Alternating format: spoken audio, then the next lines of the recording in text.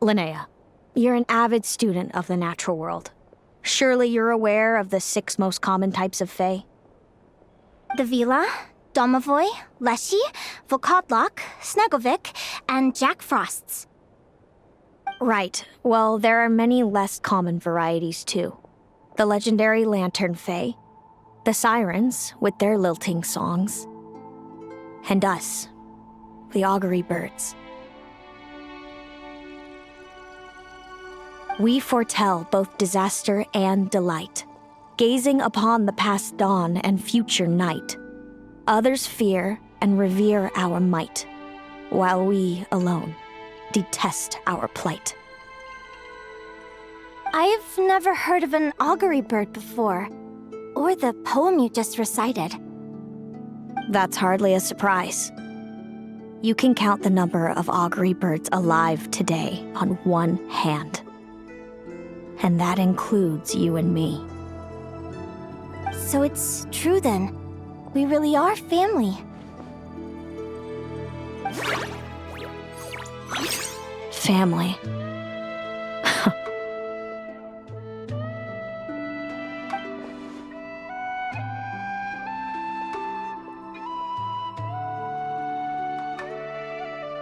Augury birds are born with a peculiar ability.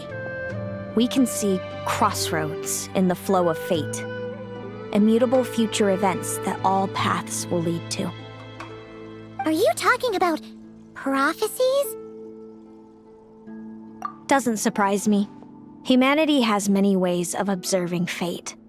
The stars, the ley lines.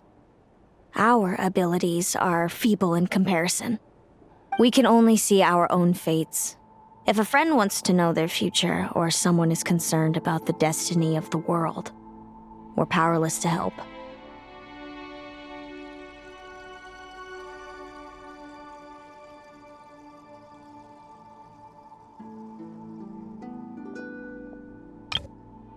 But the way it feels to witness your own fate,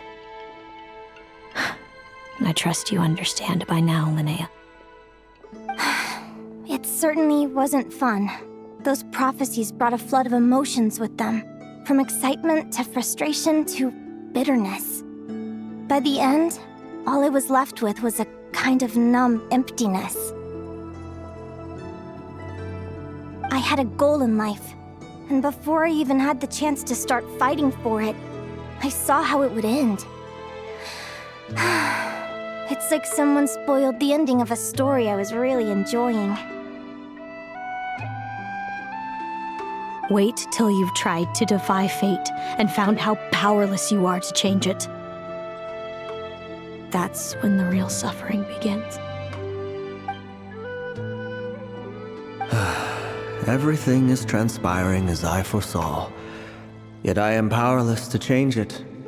Fate is an immutable force. I can but lament as the inevitable unfolds. I do wonder whether giving a man the power to see the future does nothing more for him than slowly crush his spirit.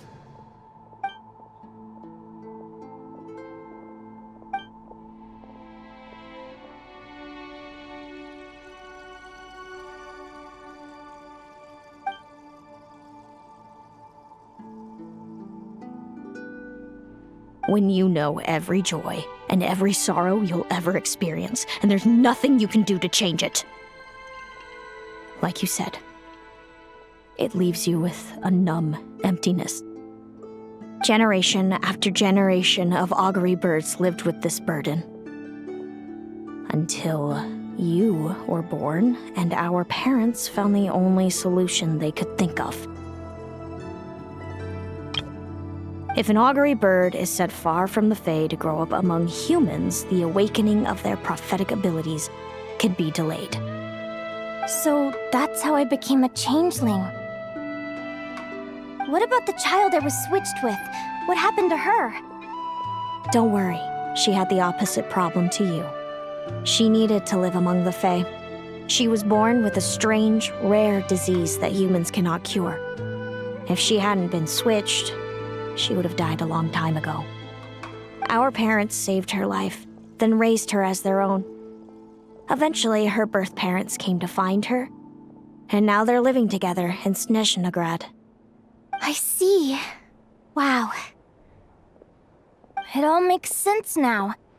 But there's still one thing you haven't explained. Those things you said before I fainted. What did you mean by all that? I meant exactly what I said. I don't like you. But why? No reason. So we're back to this? If you won't tell me, I'll have to guess myself.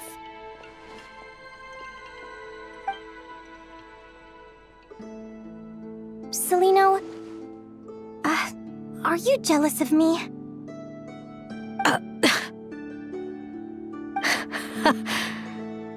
Good guess. But I wouldn't call it jealousy. More like resentment. By the time our parents came up with a solution for you and sent you off to live with the humans, I was already tormented by visions. If I'd been born just a few years later. How cruel fate can be. Mom and Dad would sneak over to nod-krai to see you sometimes. They talked about you non-stop. Even that human child got more attention than me. I came with them once, to nod-krai. When I saw you there in the distance, living your carefree life, I was torn apart by jealousy. But I had to pretend that nothing was wrong. Even that I wished you well. Did no one ever consider how I felt? What was I to them? A reject? A failure? A pitiful wretch abandoned by fate? Oh, Celaeno.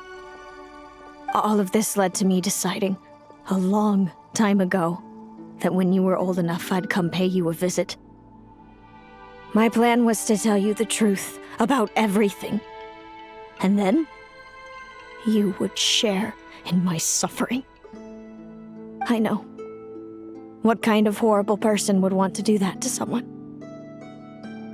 Someone like me, apparently. Then why did you hide from me?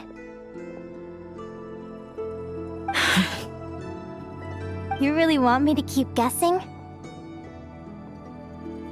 It was because I found out the image of you I'd built up in my head. Of happy-go-lucky Linnea, spoiled by her parents and coddled by fate. It was all just a fantasy. I overheard you and Speranza talking about your past. Desperately trying to hide the truth about who you were. Somehow getting by with a ragtag bunch of kids in the conch gang. You described it so nonchalantly. But it was eating me up inside. In that moment, I didn't want to see you suffer, and I couldn't go on resenting you any longer. I just wanted to hold you tight and tell you everything will be fine, that you still have a family. Hey, sis. You're really not cut out to be a villain. So much for making me suffer, huh?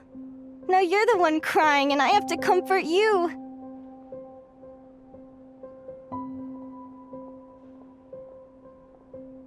But I understand now.